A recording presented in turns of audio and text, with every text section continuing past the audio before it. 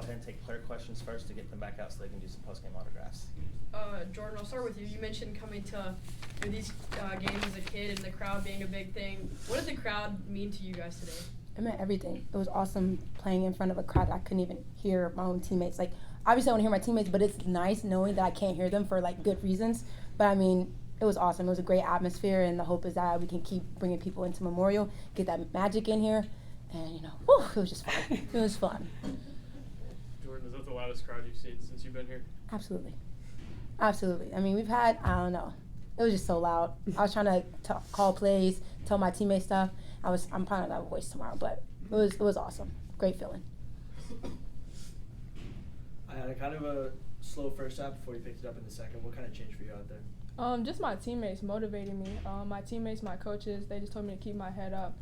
I know every game is not going to be perfect. It was very slow, but knowing that I can just bounce back from that and I have great people around me that continuously try to pick me up. So. Jordyn, you guys only shot 35% from the field, but still found a way to win this game. What does that say about your guys' resiliency and finding ways to win even when you're not at your best? I think it first talks about our defense and our ability to get stops when we need them. We're not always going to have perfect shooting nights, but we have to, one, keep taking those shots and then try to, get to the rim, get easy shots, but also really rely on our defense to, get stops and maybe get something in transition. So I think more than the offense, it really, gives props to our defense and what we're able to do on defense. Any more questions for the players? All right, congratulations. Have fun, Coach. Good job, thanks. Good job. We're easing you in. Next time all the questions are yours.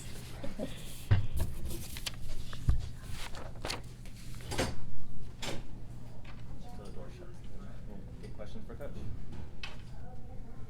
Yeah, I feel like this was the first game where you really saw vintage Jordyn and vintage Iyana in the same game. So what did it mean to see both of them have such huge games like that? When you get into this time of the year, you understand that your team, if you're going to be special, needs to be player-led. Right, so obviously we're coaches for a reason. We're here to guide them, but I only have 4 timeouts. And when the crowd is loud like that, they can't keep looking over at me to call stuff. They can't hear me either. So you need to have people out there that know what's going on, that can make adjustments in the moment, that can talk to the team calmly with poise and confidence and huddles. And when you have a tandem veteran duo like Jordyn and Iyana, who do that pretty much every day anyway, and Iyana specifically, especially since Christmas, then you know you're going somewhere special. You can't win games like this, especially in March, without that. And so that's a great sign, a great takeaway from today's game. Yeah, a couple huge stops there defensively at the end of the game. What did you see from that defense there? Growth. Growth specifically. Sorry, I'm going to spit on you if you're closer. Justine Pizzat, Camille Pierre, who I've been really hard on, both of them defensively and in kind of in general. But I know that we need them. I know that we need them on both ends of the floor. But again, we hang our hat on defense. So we can't play any Ole defense. Justine Pizzat can't get beat in one dribble. Camille can't get beat in one dribble and then foul on layups. The people that we know are going to be there every day, Iyana for the most part, Jordyn Cambridge, Jordan Oliver, I know they're going to do their jobs. So when they start to attack our other players, we have to be solid and stick to our defensive principles. Today, that last 14 and whatever second, that was huge. That was huge for our team to know that they have each other's back, that we can trust our defense in big moments, and hopefully builds confidence within not only those 5, but the group on the bench too, knowing that we're going in the right direction. We're learning the right things, and we're continuing to get better. Yeah, Sasha ended up fouling out today. She was limited in minutes because of that. And you mentioned you only have 4 timeouts, and you can't always call one when you need it. What adjustments did your team make on your own that you really liked today without having her on the floor? I don't know that I would say anything technically. I would say resiliency. I liked that. I tell them all the time, their body language is a billboard. And I remember as a player, if I saw someone down on yourself, I'm going for your neck. I'm going for you. So I want them, they can say whatever they want in the huddles, but when we come out, we're one unit.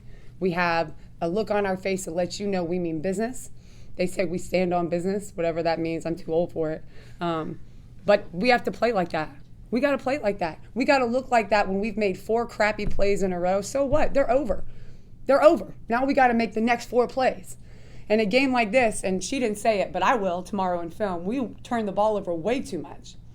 We have got to value the ball more, but that's over. And what we did do today was win the game after turning the ball over 25 times and shooting 35% from the floor. We won the game.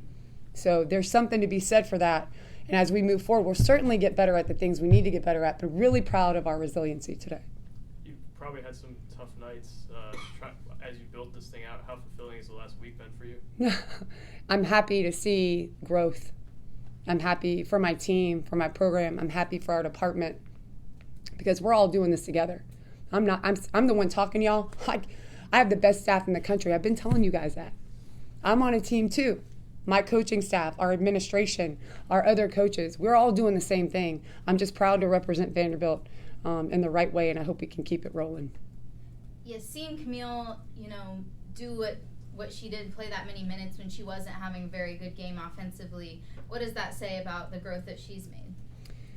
I'll take, with a player like Camille, I'm hard on them early for a reason. I'm really hard on Camille. And I know that this team needs her, but I also know what Camille's ultimate goals are. And for both of those to happen, I need to be hard on her. I told her the other day, my job isn't to make you happy. My job is to make you great. And if she can continue taking those half steps forward, today hopefully we'll build tons of confidence in her ability to impact our team positively on the court. And now we have game film to show her how she can do that and how she can continue to get better so that she can do that in the next couple of months as well. But we need her to do some of the things that she did today for us to be successful down the stretch, because you never know. I mean, we have Mitch. She's our next biggest kid, but you guys saw how Camille impacted the game today, defensively and on the boards. That's something that this team needs in the SEC, but certainly in March as well. What did it mean to you to see the way the community backed you up? Man, I was telling our radio guy, I remember playing against Vanderbilt before I got here, and I mean, it was like this place was packed. There were 14,000 people. I have multiple people on my staff that played here in front of sold-out crowds. I know that they will come and support what we're doing if we put something out there that's worth supporting, and it's worth supporting. I can't thank the fans and the community enough. I love this community. I can't wait to play another game at home, to see them come out again. But they were our sixth man today. It was awesome. It was so much fun. Our players loved it. This is why you play college basketball, for days like today. It was great. So sitting at 15-1, 2 big SEC wins, do you view these wins to be a statement that Vanderbilt is here to be a team to stay and make a splash in March and going forward? I certainly hope so. I mean, I usually don't worry about what the outside thinks of what we're doing. I try to keep my kids level-headed, my players, our staff. We keep our head down and do the work. We've been doing that since we got here. So now, we live in such an instant gratification era. I mean, it's taken 2.5 years for us to get to where we are. Nothing changes for us. But I hope we're starting to turn people's heads, because we're certainly not going away either. And I hate losing. And so does my team, so does my staff. We came here to win, and that's what we intend on doing. You mentioned resiliency. Is that a testament to the culture you've built here at all, that your team is able to overcome those things? Yes. I want them to, and that's the culture here, hopefully, for our program. One of the things, a learning culture. I want them to learn. We don't fail, we learn. Okay, we learn. We learn from our mistakes. Resiliency is big, certainly when you play sports. But these kids are going to need it when they leave here too. And that's part of my job as well. Life isn't always fair. It throws punch after punch. You guys know that, right? So if you can have resiliency as part of who you are, then you'll be okay. All right, Coach. Thank you for your time. Congratulations. Thank you. Thank you. Thank you.